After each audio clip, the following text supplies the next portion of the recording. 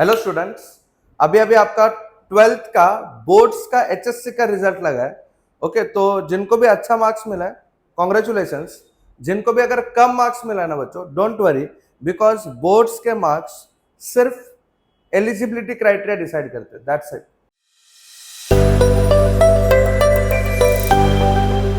Once you are eligible for engineering admission process, आपका engineering का जो कॉलेज है ना, वो जो आपको मिलने वाला, that will be on the basis of MST CET score और जेडब्ल्यू मेंस स्कोर। तो डरो मत, अगर कम भी मार्क्स आता है तो you need not to worry. हाँ, बट पास होना चाहिए, सारे सब्जेक्ट में पास होना जरूरी है, करेक्ट। फिर बहुत ही कम मार्क्स आता है ना, तो there is some eligibility criteria which decides whether you are eligible for engineering admission process or not।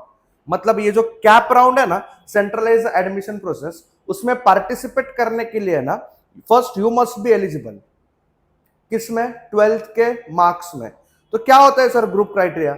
यहां पे देखो, सुनिएगा, very important is what physics, maths and तीसरा सब्जेक्ट जो है ना, दैट इज केमिस्ट्री। ये तीनों का जो टोटल है कितना आना चाहिए सर? 45%। 45% मतलब कितना? यहां पे देखो। अच्छा, ये किसके लिए बोल रहा हूं मैं? अगर आप ओपन कैटेगरी में हो ना, ओपन या फिर जनरल कैटेगरी, तो कितना चाहिए? 45% इज द एलिजिबिलिटी क्राइटेरिया।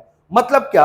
आपको मालूम, physics is 400 marks, maths is 400 marks, chemistry is 400 marks, total is 300। So out of 300 you should score at least 45%। 300 का 45% comes out to be what? Yes, is it 135 marks में? अगर मैं convert करूं, this should be what? 135 marks out of 200। तो आपको इतना marks मिलना ही चाहिए, करेक्ट? समझ में आ रहा है? अगर समझो 135 नहीं है, तो लास्ट कितना चलेगा पता है क्या? Last 134 out of 300। अब 134 मार्क्स क्यों चलेगा? Because 134 on 300 comes out to be 44.666 which is rounded up to 45। समझ में आ रहा है? क्लियर? अगर आप ओपन कैटेगरी में हो तो you need to score at least 45%। मतलब मार्क्स में बात करूं तो ये टोटल कितना होना चाहिए? 135 मार्क्स या फिर लास्ट 134 मार्क्स। अगर आपको 133 मार्क्स भी है ना, you are not eligible for any type of seat in engineering admission process. आप समझ रहे हो? एनी टाइप मतलब अगर कोई बोलेगा सर मैं डोनेशन भर के एडमिशन लूंगा तो मुझे मिलेगा क्या? नहीं मिलेगा, बिल्कुल नहीं मिलेगा। You are not eligible for CAP round. समझ में आ रहा है मैं क्या बोल रहा हूं? सो ये ध्यान में रखना, ये इंपॉर्टेंट क्राइटेरिया है, करेक्ट? चलो, तो अब बोले अगर कोई रिजर्व कैटेगरी से है तो reserve category, do you remember reserve category में कौन से आते हैं? यस, रिजर्व कैटेगरीज आपका ओबीसी आया, एसबीसी आया, VJDT, NT, ABCD, this all are what? Reserve category. फिर अपना मेन एससी एसटी, क्लियर? और इसमें और एक इंपॉर्टेंट है, चलो मैं आपको आता हूं। ये रिजर्व कैटेगरी के लिए जो क्राइटेरिया है ना, दैट इज 40%। कितना क्राइटेरिया? 40%। रिजर्व कैटेगरी का क्राइटेरिया इज 40%। मतलब if I convert this to marks, yes, this counts out to be what? 120 marks out of 300। ये जो तीनों का टोटल है ना, वो कितना होना चाहिए? 120 मार्क्स आउट ऑफ 300। लास्ट क्या रहेगा बोलो बच्चों? 119। यस, 119 मार्क भी चलेगा आपको, because 119 on 300 comes out to be what? Yes, 39.666 which is rounded up to 40। but अगर आपको 118 मार्क्स भी है ना, 118 भी आपका टोटल होता है ना इनका, you are not eligible for engineering admission process। समझ में आ रहा है? This is very important, clear? But फिर काफी सारे बच्चे बोलेंगे सर नहीं, मेरे को केमिस्ट्री टफ गया था, टोटल नहीं बन रहा है। डरो मत बच्चों, सुनो, ध्यान से सुनो। मैं क्या करूंगा ना, आप फिर भी एलिजिबल बन सकते हैं। कैसे? आपको क्या करना है, ये केमिस्ट्री को हटा के आप बायोलॉजी का मार्क्स ऐड कर सकते हैं, बायो का, and then check the total. अगर ये आया, अगर आप ओपन कैटेगरी से हो और 134 एटलीस्ट आया, मतलब यू आर एलिजिबल। अगर आप रिजर्व कैटेगरी से हो एंड अगर 119 आया, then also you are eligible. समझ में आ रहा है मैं क्या बोल रहा हूं? करेक्ट।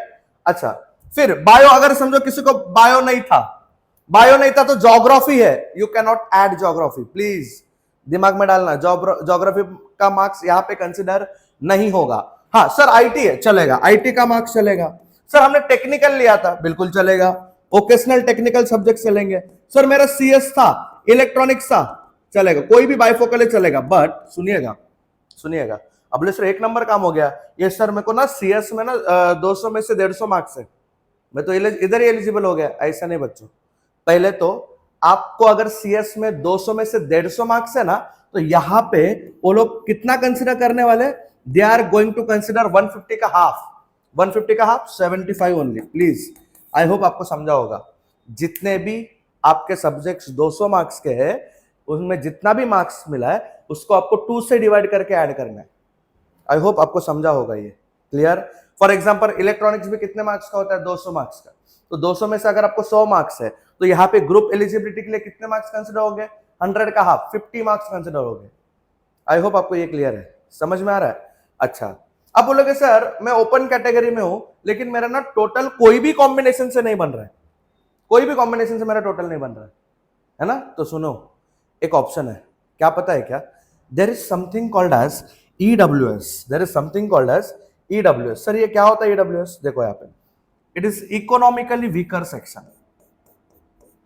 अगर आप ये सर्टिफिकेट बनाते हो ना, मैंने वीडियो डाला है देखो EWS के ऊपर, documents required for engineering admission process, you just go and check that video. उसमें मैंने एक्सप्लेन किया है EWS। सर किसके लिए होता है? This is only for general category student.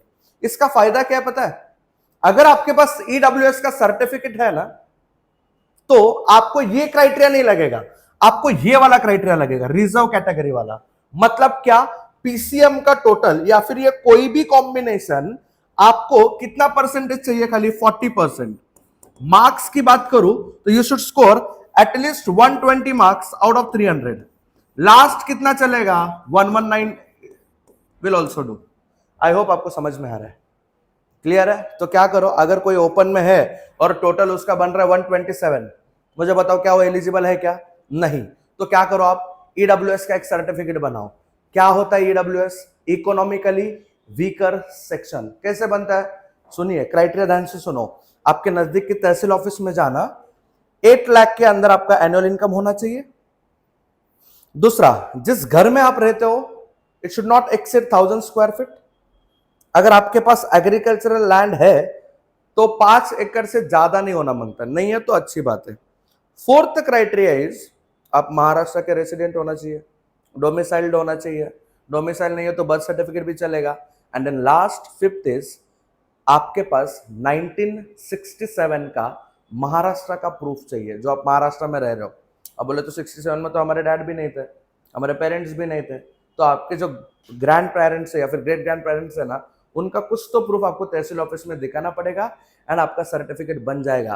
But सुनना, अगर आपका EWS सर्टिफिकेट बनता है और आपको मार्क्स 135 से कम है, 120 और 135 के बीच में, 119 और 135 के बीच में ना, you are eligible, you are eligible.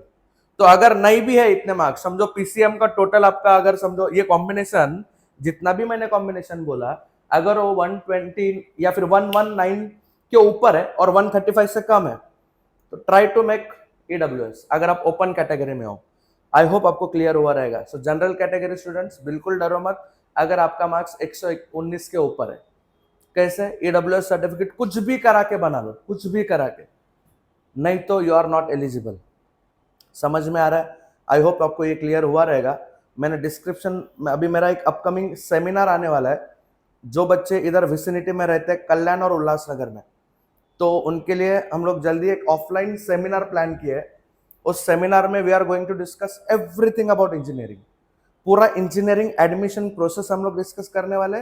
In that you are going to get detail information brochure, जिसमें जितने भी कॉलेजेस है विद देयर इनटेक, कितना कॉलेज का कितना फीस है, सारे डिटेल्स उस ब्रोशर में रहेंगे। क्लियर? सो डिस्क्रिप्शन बॉक्स में जो लिंक है उसमें रजिस्टर करो, ताकि हमारा स्टाफ आपको कॉल करेगा and they will inform you about the seminar. अब बोले सर हम लोग बहुत पूना बिना में रहते, तो वो उल्लासनगर कल्याण कैसे आने का? डोंट वरी, हम उसके लिए भी कुछ और अलग प्लान करेंगे, आप खाली रजिस्टर करके रखो। समझ में आ रहा है? क्लियर? आपको कोई भी डाउट है इंजीनियरिंग एडमिशन प्रोसेस के ऊपर, you can ask me in the comment section, I will definitely try to reply. Alright, thank you very much again, congratulations, thank you.